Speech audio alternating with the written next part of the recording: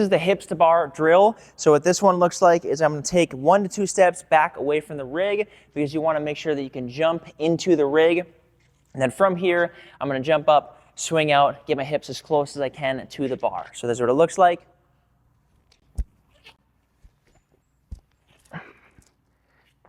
Okay. In this drill, you want to make sure to avoid 3 common faults, which are number 1, we just want to make sure that we are not going into the arch too fast. And so what I mean by this is when I start from behind the bar here, I want to make sure that I basically point my toes forward so I can start swinging out from under the bar, in front of the bar. And I want to wait until my torso passes the uprights or directly under the bar before I actually go into arch. So what I want to avoid is if I go into arch too quickly, you'll notice that it throws off the timing a lot. So I'll show an example here. So I'm going to go into arch too fast and not swing myself out enough forward. So here, right, where I have a hard time generating a lot of power, and on top of that, I am very underneath the bar.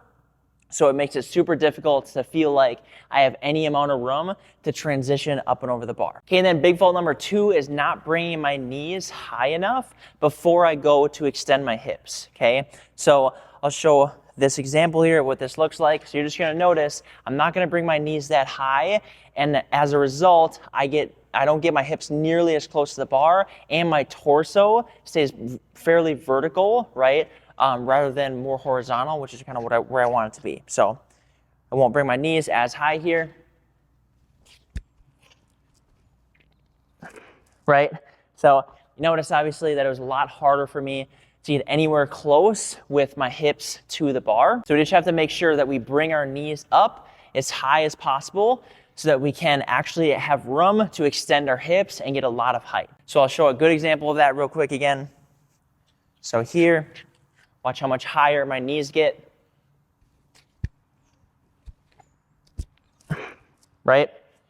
Allows me to get a lot more laid back and a lot more speed generated going upwards, so I feel like I have lots of time to transition over the bar. Okay, then big fault number 3 is getting your knees high enough, but waiting too long between having your knees up and actually deciding to extend your hips. Okay, so this is what that looks like.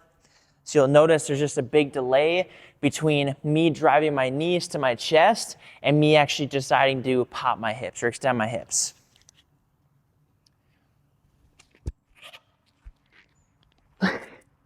Right? Where you can see I waited too long to extend my hips. So although I want my knees to get high, right, it's a very quick transition between my knees getting high and me extending my hips because we don't have that much time to generate a lot of speed and momentum going upwards. Okay, I'll show that one more time. So we're behind the bar. Okay, and you kind of notice that I start going back this way as I try to extend my hips, and on top of that, my body, right, starts to fall. So we just want to make sure, again, that the transition between knees up and extending of the hips is very little in terms of time so that we can make sure to maximize the amount of speed that we have going upwards so the transition is much easier, okay? So I'll show the difference again here. So one more good rep.